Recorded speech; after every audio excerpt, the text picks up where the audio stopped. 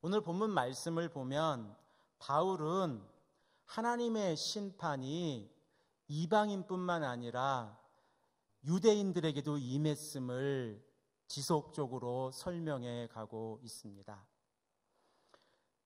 이방인들이 세상을 살아가면서 하나님의 말씀에 순종하지 아니하고 그리고 그들의 삶의 방식으로 하나님의 말씀을 거역했을 때에 사도 바울은 로마서 1장 18절에서 32절까지의 말씀을 통해서 이방인들의 죄의 목록들을 언급하고 그리고 그 죄의 결과가 사망에 이른다라고 말씀하고 있습니다. 그리고 나서 2장 1절에 가서 이제 유대인들에게도 이러한 동일한 심판이 임함을 강조하고 있음을 우리는 지난 시간을 통해서 함께 생각을 해보았습니다. 그리고 오늘 2장 3절 말씀을 보면 이런 일을 행하는 자를 판단하고도 같은 일을 행하는 사람아 라고 시작이 되어집니다. 즉 로마서 1장에서 언급하고 있는 그 6가지 분류의 21가지의 목록을 바울이 언급하고 있는데 그러한 죄들을 판단하면서 동일한 죄를 짓고 있는 바로 너희들에게도 하나님의 심판이 피할 수 없음을 3절에서 말씀하고 있는 겁니다. 이러한 면에서 볼 때 바울은 심판에 관한 하나님의 진실하심에서 이 3절을 기록하고 있습니다. 즉 하나님의 심판에 관해서 그리고 하나님께서 죄에 관해서 심판하실 때에 유대인들과 이방인들을 구분하셔서 그들의 죄의 목록을 따라 따로 심판하시는 것이 아니라 하나님의 심판에는 유대인과 이방인의 차별이 없다라고 하는 것을 오늘 3절 말씀에서 강조하고 있는 겁니다. 여기에서 우리가 로마서 강의 첫 시간에서 함께 생각해 보았던 바울의 신학의 핵심 사상을 다시 한번 짚고 넘어가기를 원합니다. 바울은 예수 그리스도의 복음 안에서 유대인의 선민 사상은 더 이상 존재하지 않음을 그의 신학에서 강조하고 있습니다. 이러한 측면에서 유대인과 이방인은 동일하게 하나님 앞에서 죄인임을 강조하고 있습니다. 그리고 또한 하나님은 예수 그리스도를 믿는 자들을 하나님의 백성으로 삼으신다는 겁니다. 이는 유대인들은 선민 사상을 가지고 있기에 그들은 먼저 하나님의 백성으로 삼으시고 이방인들 가운데에서 하나님을 믿는 자들을 택하셔서 하나님의 백성으로 삼으신다는 말씀이 아닙니다. 모두 동일하게 하나님 앞에서는 죄인이고 예수 그리스도의 십자가의 보혈을 믿는 자들만 이제 하나님의 백성이 되어진다고 하는 사실을 사도 바울은 지속적으로 기록하고 있음을 우리는 꼭 기억해야 합니다. 이러한 측면에서 3절 말씀을 다시 보면 이제 사도 바울은 1절과 2절의 의미를 상기시키면서 한 단계 더 나아가는 모습을 볼 수 있습니다. 먼저 이방인들의 죄를 판단하고서 동일하게 죄를 짓고 있는 자들을 향해서 그들도 하나님의 심판이 진리대로 이루어질 것이다 라고 강조하고 있는 겁니다. 그리고 더 나아가 유대인들을 향해서 너희들도 이 심판으로부터 피할 수 없다, 도망갈 수 없다라고 하는 것을 강조하고 있습니다. 자, 그러면 하나님께서 우리의 삶을 심판하실 때 어떠한 기준으로 하십니까?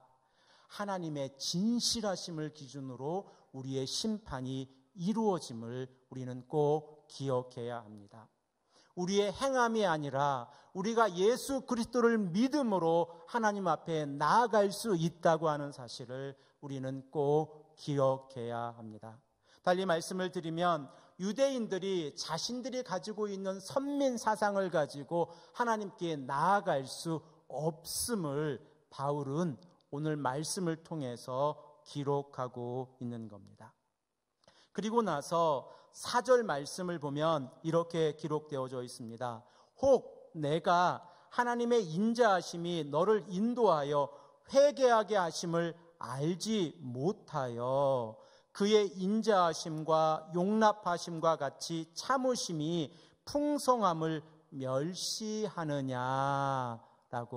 기록을 하고 있습니다. 여기에서 이 멸시하다고 하는 동사를 보면 카타 프로네오라고 하는 동사인데 그 동사의 의미를 살펴보면 이 멸시하다라고 하는 의미가 어떠한 의미를 가지고 있는지 우리가 조금 더 쉽게 알 수 있습니다. 먼저 카타라고 하는 이 전치사가 동사와 함께 접속이 되어졌는데 카타라고 하는 이 전치사의 의미는 다운 프롬입니다. 그러니까 아래로 내려가는 의미를 가지고 있습니다. 그리고 프로네오라고 하는 이 동사는 to think, 생각하다라고 하는 동사입니다. 즉 생각하다라고 하는 동사 앞에 카타라고 하는 전치사를 접속을 시켜서 언더로 생각하다, 평균으로부터 아래로 생각하다라는 의미를 가지고 멸시하다라고 하는 의미를 만드는 겁니다.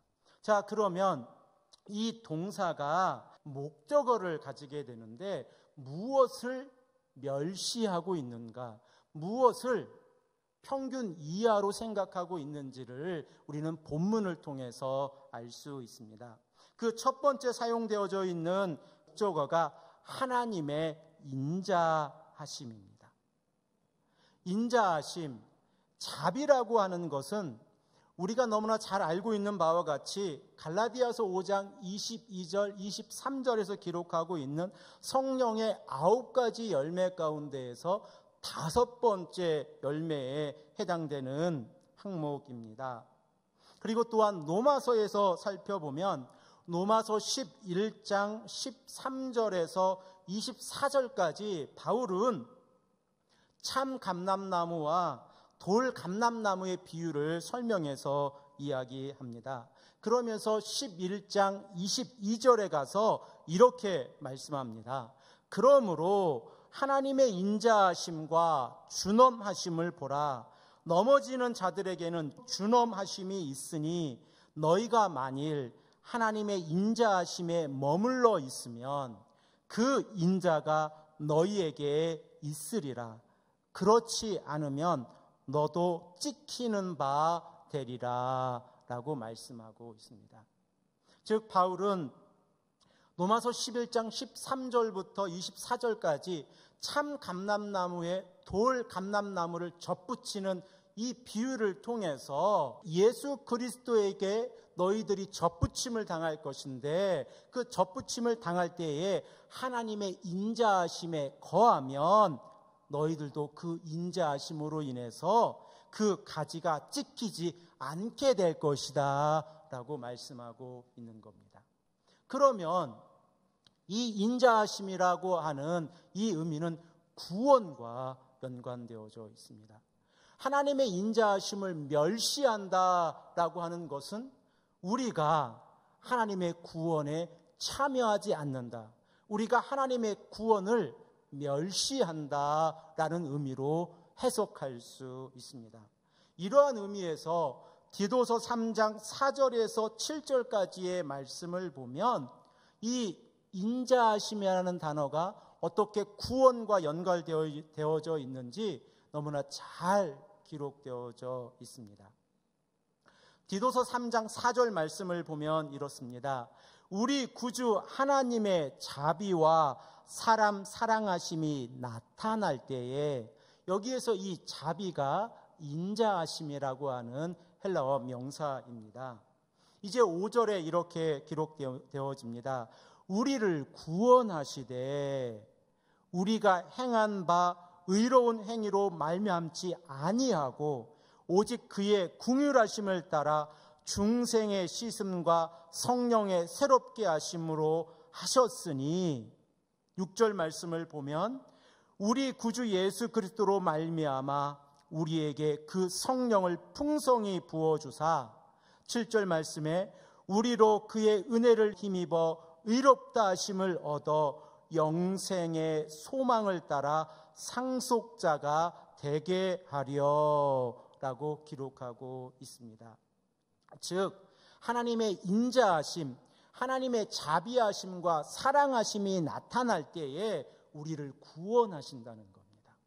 그리고 그 인자하심과 그 사랑하심을 우리가 받아들일 때에 우리의 행위로 구원받는 것이 아니라 하나님의 긍휼하심을 따라 우리가 중생의 씻음과 성령으로 새롭게 되어진다고 디도서에서 기록하고 있습니다. 그리고 또한 우리에게 성령을 부어주시는데 그 성령을 부어주시는 것이 예수 그리스도를 통해서 우리에게 성령을 부어주신다라고 3장 6절에 말씀하고 있습니다. 그리고 7절 말씀을 보면 예수 그리스도의 은혜에 힘입어 의롭다 하심을 얻어 영생의 소망을 따라 상속자가 되게 하신다라고 우리에게 말씀하고 있는 겁니다. 즉 하나님의 인자하심이 나타날 때에 그리고 하나님께서 사람 사랑하심이 나타나실 때에 우리가 하나님의 긍휼하심을 경험하게 되어지고 우리가 성령의 인치심을 받게 되어지고 그리고 우리가 예수 그리스도의 은혜에 힘입어 영생의 소망을 따라 이 하나님의 상속자가 되어진다라고 디도서 3장 4절에서 7절까지 말씀하고 있습니다. 그런데 오늘 로마서 2장 4절 말씀을 보면 바로 그들은 하나님의 인자하심을 멸시한다라고 기록하고 있습니다. 그러면 두 번째 사용되어지는 목적어는 무엇입니까? 그것은 바로 풍성하신 용납하심을 멸시하고 있다라고 말씀하고 있습니다. 용납하심, 이것은 무엇입니까? 하나님께서 인간을 대하실 때에 그의 너그러우신 마음으로 우리가 우리의 죄를 자복하고 회개할 때에 하나님께서 우리의 죄를 용서해 주시고 용납해 주신다는 겁니다. 그러면 죄에 대해서 용납해 주시고 관용해 주시는 그 역할을 하시는 분이 누구이십니까? 하나님이십니다. 그런데 오늘 본문 말씀을 보면 그 용납해 주신 하나님을 멸시하고 있다라고 말씀하고 있는 겁니다. 자, 그러면 세 번째로 사용되어지는 목적어가 무엇입니까? 이는 풍성하신 참으심입니다. 하나님께서 오래 참으신다는 것입니다. 하나님께서 우리가 죄를 지었을 때에 그 죄에 대해서 우리가 회개하지 않을 때에 참고 계시다는 겁니다. 그리고 또한 우리가 죄를 고백했을 때 그의 죄의 대가가 너무 크고 그리고 우리가 어떻게 그 죄의 대가에 대해서 하나님 앞에서 보상할 수 없지만 하나님께서 길이 참으시고 오래 참으신다는 겁니다. 그런데 바로 유대인들 그들이 하나님의 이 참으심을 멸시하고 있다라고 성경은 바울의 입술을 통해서 말씀하고 있습니다. 자, 그러면 바울은 왜 유대인들이 이 하나님을 멸시하고 있는지 그 이유에 대해서 설명하고 있습니다. 그 이유를 보면 내가 하나님의 인자하심이 너를 인도하여 회개하게 하심을 알지 못함으로 인해서 너희들이 멸시하고 있다라고 말씀하고 있는 겁니다. 하나님의 인자하심은 우리를 인도하여 회개의 길로 인도하고 있다라고 성경은 바울의 입술을 통해서 말씀하고 있습니다. 하나님의 인자하심은 우리로 하여금 회개하게 하여 우리의 죄를 고백하게 한다는 겁니다.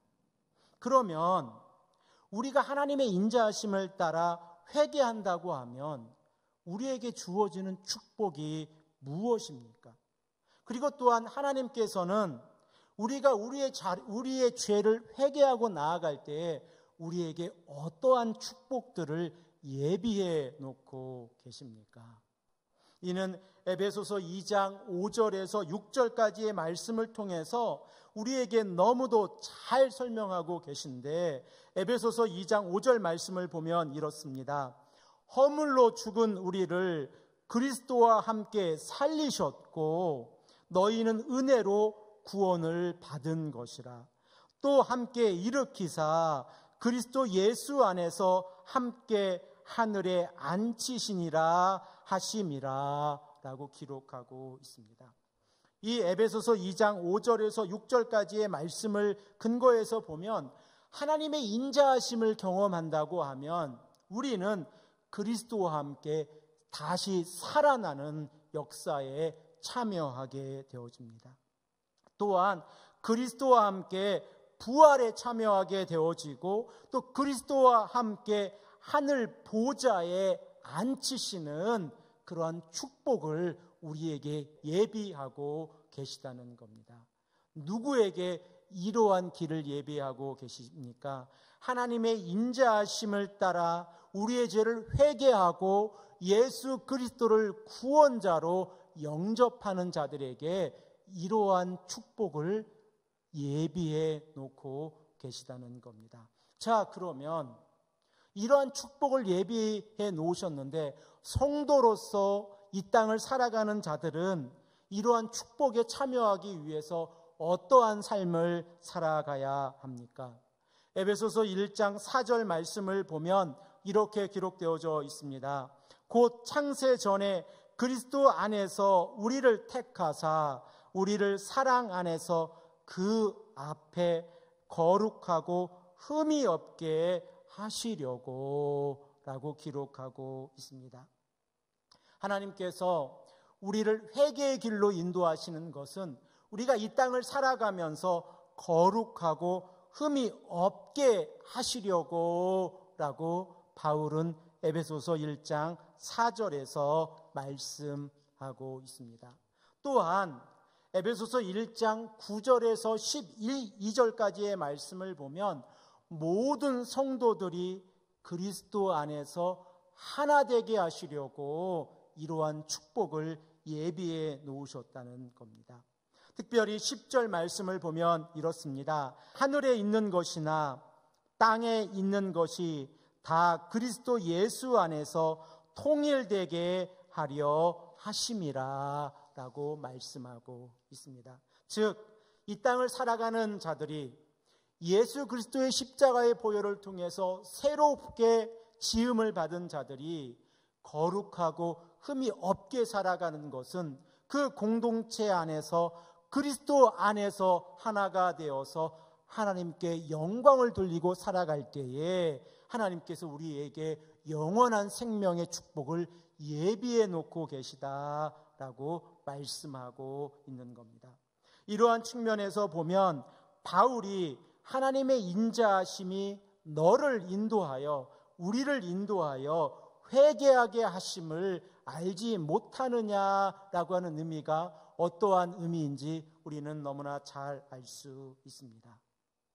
그러면 우리는 여기에서 한 가지 더 생각해 보아야 합니다. 그것이 참된 회개가 무엇인가 하는 문제입니다. 우리는 하나님 앞에서 우리의 죄를 날마다 자복하고 회개하는데, 그러면 참된 회개에 대해서 우리는 어떻게 정의할 수 있고, 그리고 참된 회개를 통해서 우리는 어떻게 기독교인으로서의 삶을 살아갈 수 있는가 하는 문제입니다. 이에 대해서 하이델베르그 신앙고백서 88문을 보면 이렇게 기록되어져 있습니다. 참된 회개 또는 회심에는 무엇이 포함됩니까? 이에 대한 답으로 이렇게 기록되어져 있습니다. 두 가지인데 하나는 옛사람이 죽는 것이고 다른 하나는 새 사람으로 거듭나는 것입니다 라고 기록하고 있습니다. 그리고 89문에 가서 이렇게 기록되어져 있습니다. 옛사람이 죽는 것은 무엇입니까? 이에 대한 답으로 우리의 죄를 마음 깊이 슬퍼하고 더욱 그것을 미워하고 피하는 것입니다 라고 기록되어져 있습니다. 그리고 90문에 가서 이렇게 질문합니다. 새 사람으로 거듭나는 것은 무엇입니까? 이에 대한 대답으로 그리스도를 통하여 온 마음으로 하나님을 기뻐하고 하나님의 뜻을 따라 모든 종류의 선을 행하는 삶을 사랑하고 기뻐하는 것입니다 라고 기록하고 있습니다. 즉 참된 회개라고 하는 것은 옛자를 죽이는 것이고, 그리고 또한 참된 회개라고 하는 것은 새 사람으로 거듭나 예수 그리스도의 상속자로서의 삶을 살아가는 것입니다. 그리고 또한 이러한 삶은 그리스도 안에서 하나 되는 삶이고, 이러한 삶은 성도가 서로를 돕고 사랑하며 하나 되는 공동체, 그리고 겸손한 공동체, 말씀 위에 서가는 공동체임을 우리는 꼭 기억해야 합니다. 그런데 오늘 본문 5절 말씀을 보면 하나님의 인자하심이 우리를 회개로 인도할 때에 가로막는 장애물이 있음을 우리는 5절 말씀을 통해서 알 수 있습니다. 5절 말씀을 읽어보면 이렇습니다. 다만 내 고집과 회개하지 않는 마음을 따라 진노의 날 곧 하나님의 의로우신 심판이 나타나는 그 날에 임할 진노를 내가 쌓는도다 라고 말씀하고 있습니다. 하나님의 인자하심을 따라 우리가 하나님께 나와 회개해야 하는데, 우리 마음 안에 있는 고집과 회개하지 않는 마음으로 인해서 우리의 삶 가운데에서 하나님의 진노를 쌓고 있다라고 바울은 언급하고 있는 겁니다. 이 고집이라고 하는 헬라어의 의미를 보면 완악함 또는 마음의 생각을 바꾸지 아니함, 이렇게 생각해 볼 수 있습니다. 그러면 완악함이라고 하는 것은 또 어떠한 의미를 가지고 있습니까? 성격이 고집스러워서 어떠한 자신의 잘못에 대해서 뉘우치지 아니하고 이를 주장하고 자신의 의를 드러내는 것이 고집이라는 단어로 의미할 수 있을 겁니다. 즉 죄인이 우리가 자신의 의견을 바꾸거나 고치지 않고 굳게 자신의 의를 드러내려고 하는 마음, 즉 옛 자아 안에서의 살아가려고 하는 마음, 이 마음이 곧 고집이라 설명을 드릴 수 있습니다. 또한 회개하지 않는 마음이다 라고 바울은 언급하고 있습니다. 사랑하는 성도 여러분, 회개하지 않는 마음이라고 하는 것을 우리는 어떻게 설명할 수 있습니까? 사도행전 8장을 보면 이 회개하지 않는 마음을 설명할 수 있는 아주 중요한 사건이 하나 기록이 되어지고 있고, 이 회개하지 않는 마음에 대해서 베드로가 어떻게 정의하고 있는지에 대해서 우리가 살펴볼 수 있습니다. 사도행전 8장 4절 말씀을 보면 빌립이 사마리아에서 복음을 전하는 장면들이 기록되어져 있습니다. 이에 예루살렘에서 베드로와 요한을 이제 사마리아에 보내게 되어집니다. 그리고 그 베드로와 요한이 안수를 하매 성령을 선물로 받았다라고 8장 17절에 기록되어져 있습니다. 그러자 그 사마리아에서 마술을 행하고 있던 시몬이 자신에게도 이러한 권능을 주어서 누구든지 자기가 안수하는 자들은 성령을 받게 해 주십시오라고 베드로에게 요구합니다. 그러자 베드로가 이 마술사 시몬에게 이렇게 이야기합니다. 20절 말씀을 보면 하나님의 선물을 돈으로 사려고 하느냐라고 질문을 합니다.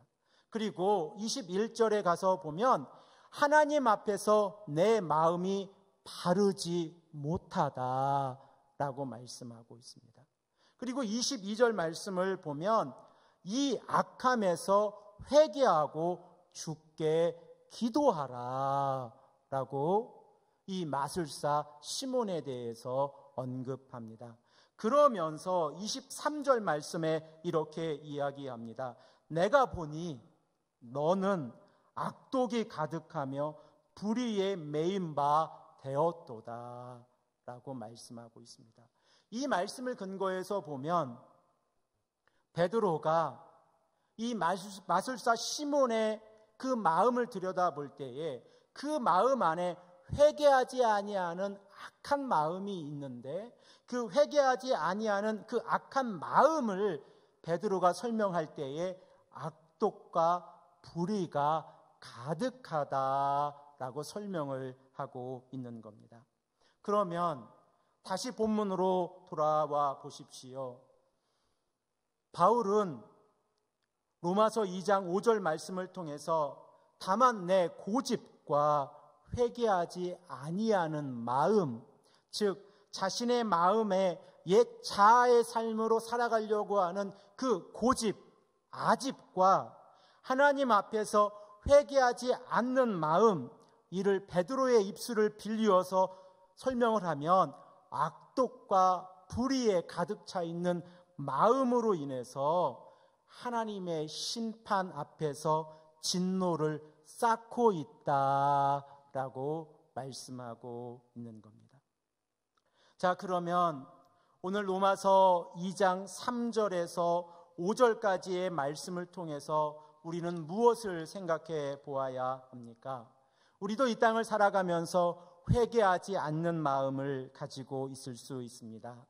그리고 또한 우리도 이 땅을 살아가면서 하나님의 자비하심이 우리의 삶을 통해서 하나님의 역사하심을 통해서 우리를 회개의 길로 인도하고 계신데 이를 알지 못해서 하나님의 인자하심을 거부하고 하나님의 용납하심, 용서하심을 거부하고 하나님의 오래 참으심을 거부하며 다만 우리가 가지고 있는 옛 자아의 고집과 회개하지 않는 마음으로 인해서 하나님 앞에서 진노를 쌓는 삶을 살아갈 수 있다는 겁니다. 만일 우리가 하나님 앞에서 이러한 삶을 살아간다고 하면 지금 바울이 유대인들을 향해서 이렇게 큰 목소리로 설교하고 있는 그 모습, 그 유대인들의 모습과 동일하다는 것을 우리 스스로 생각해 보아야 합니다. 그러므로 하나님께서 하나님의 인자하심이 우리를 회개하는 삶으로 인도하실 때에 우리는 이에 감사함으로 하나님께 나아가야 합니다. 또한 하나님의 인자하심을 우리가 받아들일 때에 그 안에서 구원을 경험할 수 있고 그리고 또한 그 안에서 하나님의 사랑, 십자가의 사랑을 경험할 수 있습니다.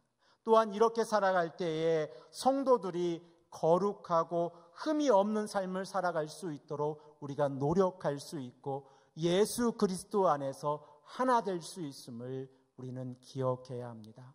이러한 귀하고 복된 삶 안에서 우리의 삶이 승리의 삶이 되기를 간절히 기도합니다. 함께 기도하겠습니다.